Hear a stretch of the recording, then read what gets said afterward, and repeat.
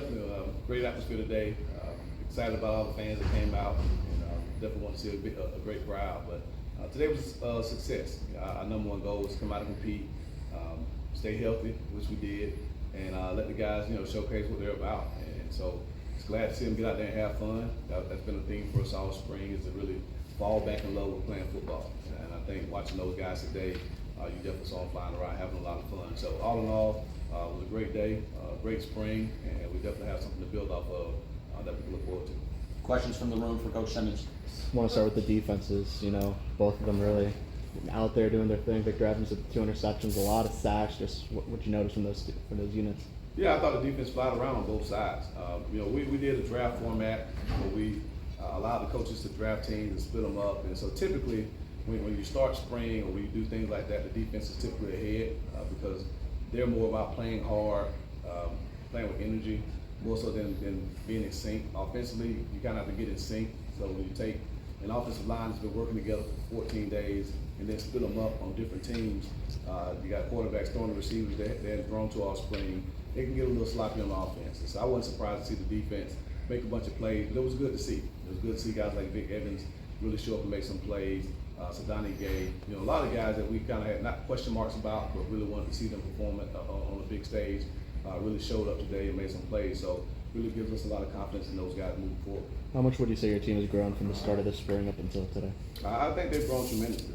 Obviously the first day just really trying to learn how we operate, how we do things, the tempo at which we practice, the enthusiasm we have to have, the mindset of greatness, right? It's something that we've talked to the guys about over and over again. And so the more we practice, the more we compete, the closer they get to being the team that we ultimately want them to be. So we're not there yet, but thankfully we don't have to be. We have an off-season summer that we look forward to. And then obviously training camp's going to be huge for us, 25 days in late July and early August as we get ready for our season opener here at home against Bethune-Cookman. So we got our work cut out for us, but from what I've seen so far from this team, it gives me a lot of optimism. You mentioned the defense starting ahead. When it comes to offense, right, what did you like to see in the how the offense is going together, and what did you like to see in terms of how they got that versus, the units are split up, guys are working with guys that they might not be used to, quarterbacks with receivers they might not be used to playing with. Just kind of give a rundown of that. Well, really, the thing you want to see offensively is that they play clean, fundamentally sound football. So, pre-snap penalties, I think we had 1 or 2. Quarterbacks making quick decisions with the ball. We had some turnovers, some interceptions there, so obviously we'll watch the film and kind of see what caused those. But really, like I said, early on in an offense, you really want to see you do the little things fairly well. The schematical part, the being in sync, that comes with time and with reps, but it doesn't take reps to stay on side and know the snap count. And so I really just want to see us operate fundamentally sound today. And all in all, I thought the guys did that, but we'll watch the film and assess it, once we get done. Coach. Was there any surprises or players that exceeded expectations that you noticed in today's game? Well, like I said, defensively, I think we had 5 interceptions, something like that. A ton of sacks. So again, Vic Evans, showed up and made some big time plays. I thought D Hill had a really great interception right before halftime, made some plays. The D line got up with the guys up front. So there were a lot of individual standouts today on the defensive side. But obviously, on the perimeter, it's easy to see guys stand out, and Vic Evans having 2 interceptions was really a highlight of the day.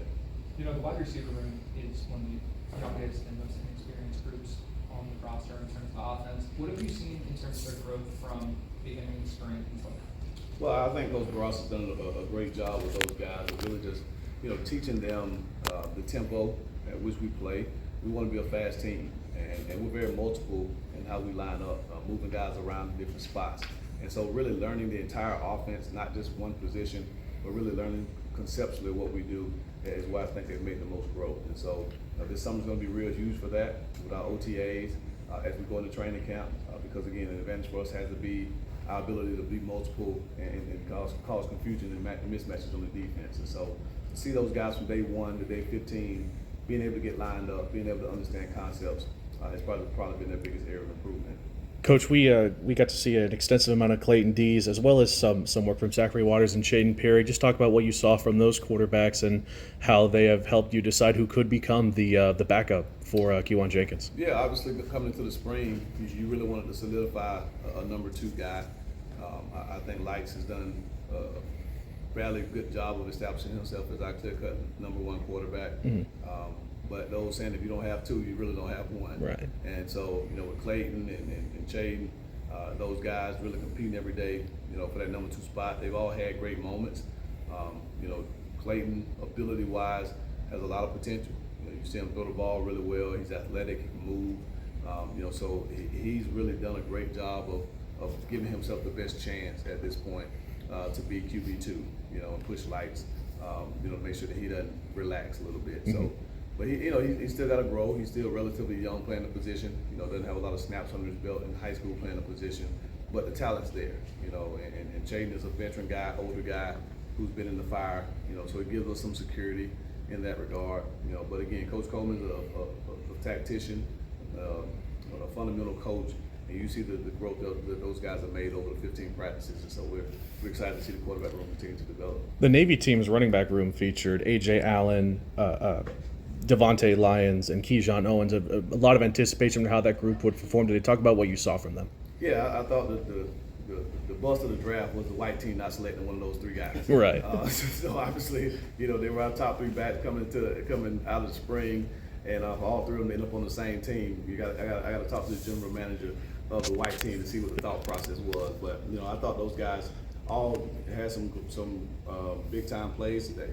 Obviously you got to see AJ play out wide a little bit, which I thought Coach Coleman did a great job of being able to showcase his ability as a pass catcher. We know what he can do in the backfield. Keyshawn had some big time runs there in the first half. Second half, I think they kind of rested him a little bit. And of course, Tate scored the only touchdown of the game. So, we feel really, really good about the running back room, the depth that those guys have. Coach Doug, Coach Hippolyte, he's doing an amazing job of one, pushing those guys every day and making them be unselfish. And that's the toughest thing. We have a loaded running back room, is making sure they're unselfish and not worried about how many touches they're getting or who carries the ball the most. They all support one another, they push one another, and they make each other better. So coming out of the spring, I definitely say the strength of our offense is the running back room with those three guys. Heading into the summer, what's the biggest thing you want to see built upon in terms of foundation with the entire team? What's the major thing that once you guys come back for summer camp that you want to put the emphasis on, you want to see the entire team respond to? Yeah, I think the biggest thing that the team grows in the summer is leadership. As coaches, we're allowed to do more now than we ever have with OTAs, whereas in the past, coaches couldn't really have much on-field interaction with the players. Now we can. So, but it's still really a time that the players get to lead. They get to run their own 7-on-7s. They get to do things when we're out on vacation. And so I really want to be able to see who steps up as a leader once we get back in late July. Because somebody other than Lights has to be a leader. Somebody other than Keegan Davis on the defensive side has to be a leader. Our ability to be a good football team this year is really going to be dependent on how many guys we have that can lead. And so the summer is really going to be critical for that. They'll all be here. And so I really look forward to seeing who steps up and takes that role, that bull by the horn, to say that it's my time and not wait to be appointed a leader, but really takes the initiative to do it themselves. I think it was. Speaking of leadership, how would you say throughout the course of spring practice, each individual person has really, how has their leadership grown and how will that carry over into the fall season? Well, the first thing I would say about leadership is the ability to lead yourself. And so really just seeing who has the discipline every day to come out with enthusiasm, with energy, to have the mindset to be the best that they can be. And once they establish that, the teammates see the consistency in that, then they can start to lead others. And so that's really what I look for more than anything else. Instead of trying to really push guys to be leaders right now, I'm really observing to see who has the mindset and the temperament to be a leader. And we have some guys that have shown that ability. So again, the summer will be critical in continuing to develop that. We'll have our kind of leadership summit that we'll do with our guys to have them read up on leadership, to put them in positions to be leaders, and things of that nature. But again, we have some guys who have the ability to do it. They just haven't really been pushed quite yet, but we'll start doing that a little bit more now that spring ball is over. I think it was 0 for 4 with the field goals. Just what do you attribute to that? Do you think it's just maybe the wind, or just what could that be? Yeah, so this is our first time kicking inside the stadium. Okay. So no excuses, but those guys are used to kicking on the practice field. Obviously, the wind is a little bit different there. Our scrimmages have been obviously out at other parks, and so just them getting used to kicking in the stadium with the wind. Noah has a huge leg, as we all saw. A couple of his kickoffs went deep into the end zone. Same with Stone, and so Robert, the thing is, obviously in the stadium, the higher the ball is, the more the wind can take it, right? Because, we don't have high stands on both sides to really block the wind. And so the more we're in the stadium, those guys can get used to that, the better they'll be. They both have the ability to kick for us. I'm not concerned at all with the missed field goals. Because again, the more we're in the stadium, which we will be a lot more once we get back in training camp. So those guys will be a weapon for us, and I'm pretty sure we'll knock the majority of those things through in the season. And just talk about Couple questions for Coach. and just talk about the linebacker room. I know you guys lose, the CUSA Defensive Player of the Year, but you still have Percy Courtney, who got a couple starts towards the end, and Josiah Taylor, who had the interception today. Just talk about that room. Yeah, I thought the linebacker group throughout the spring probably made the most improvement as a group. Percy really came on the second half of the spring.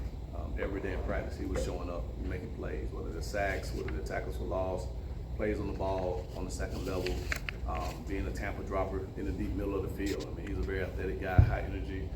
Really looking forward to seeing him continue to develop within this defense. Josiah got the most improved award for good reason. He's a guy that first part of the spring, you didn't really hear his name called a lot. And then all of a sudden, you turn the film on, and there's 35 again. And that's what you want to see. We kind of had an idea of what Johnny Chaney, is, being that we had him at Florida A&M for 3 years. But again, he's continuing to play really well. And then even Dwight Newton, so we feel really good about those 4 guys. Much like the depth that we have at running back on offense, we feel we have that quality depth on the defensive side of linebacker. So, it gives us some stability going into the season, and that we can now focus on the front end, D-line, to make sure that we have the depth there. But linebacker-wise, we feel really good about those guys, and Coach Smith has done an amazing job with their development. I think you touched on it. Just what were your thoughts on the draft strategies now, you being commissioner? Yeah, we've done this. I think this is my 3rd or 4th year doing the draft, and every year there are a couple of head scratchers. And like I said, for me, the head scratcher was not taking the backs.